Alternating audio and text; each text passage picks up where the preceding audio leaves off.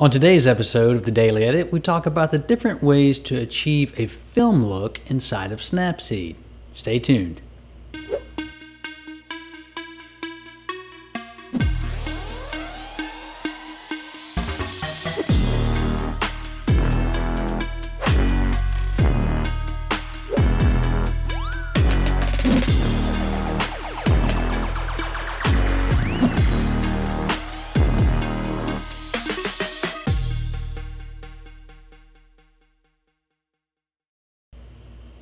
Alright, for various reasons, you may have an image that you want to give that film look. Maybe it's a nostalgic looking image, or just you don't want that digital, crisp, sharp, saturated look, and it's just, not what you're trying to achieve. Well, Snapseed has a lot of different ways to achieve filmic or vintage looking looks inside the app. So let's get into it. All right, here's an image that I've snapped. It's kind of a behind the scenes looking image that just happened to be of my Blue Yeti microphone with some computer setup in the background. It's not a super fancy image. It was shot with portrait mode on the iPhone, but it can, believe it or not, yield itself to some unique looks using the film type features within Snapseed. So if we go into the tools here, there are a couple of different options to achieve different types of looks depending on what you're going for, including the vintage option here, the retro looks, in addition to just the grainy film tool that we've used in the past, the noir, which is a little more moody black and white tool, but let's start with the first one that we mentioned here, vintage.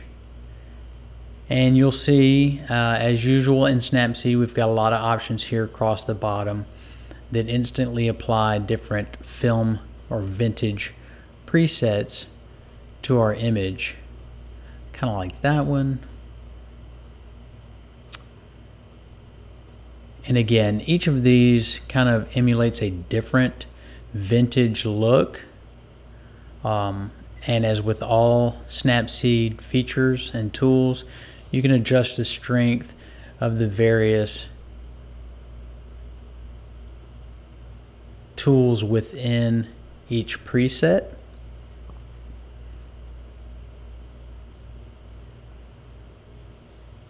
Kind of like that one.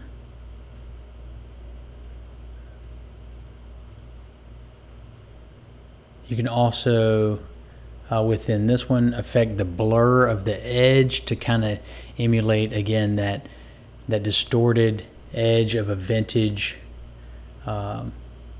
film lens. And that's a pretty good look. There's a before and after, and that's just the one tool there. Now, if we wanted to take a slightly different approach, we could go into the Retro Lux tool. And again, this is going to be more of a, think about it as kind of like a customizable Instagram type filter, or at least the original Instagram type filters. Again, some of these are going to be a little more extreme, depending on your image and what you're looking for. Some of them even have distorted overlay effects. Again, if you found this image in an old shoebox and it was a film image and it had some dust and distortion and kind of a grunge, then these may be, maybe the type of tool that you would want to use there. And then again, you can also, this one has a neat little randomizer that combines various presets and features within presets to kind of give various looks. Again, may or may not be what you're going for. If you find a look that you like, but maybe you don't want quite that much strength applied to it, or you like everything but the scratches, maybe you don't want the scratches, or the light leaks, then you can bring some brightness back in. Again, these are all customizable looks that you can achieve in Snapseed.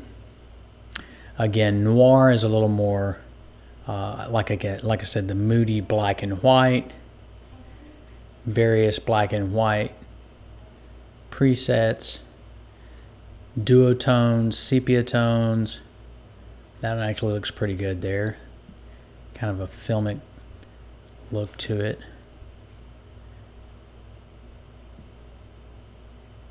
And again, each one is customizable. Wash and grain, add a lot more grain or bring the grain down there.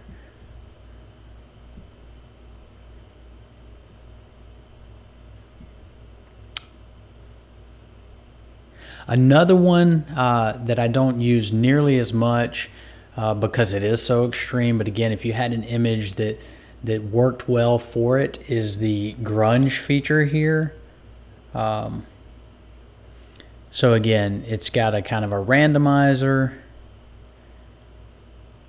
but again, these are a little more extreme examples, but there may be something in there that you like. There are different grunge patterns you can overlay. Again, there's textures that you can overlay, and you can adjust the strength of each of those, in addition to just kind of scrolling through the styles here. So you can see there are literally hundreds of different styles, and I'm just scrolling left and right through those to kind of rapidly see the various looks that you can achieve with the grunge tool. So that was the grunge tool. Again, all of these can be combined with the vignette tool to finish it off, or further kind of softened with that glamour glow tool that we've used in the past. And they can be finished off with a lens blur or a frame as well, and that's something that we can look at in future tutorials.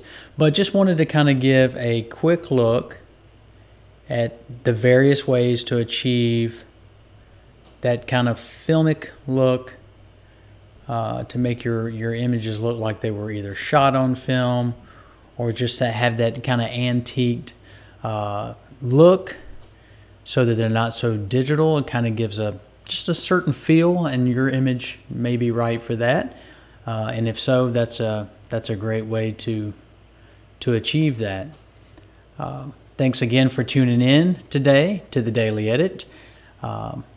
Please feel free to subscribe to the channel here on YouTube, or if you prefer, check us out on our Facebook page at the Daily Edit Live. And I look forward to seeing you back here tomorrow. Thanks.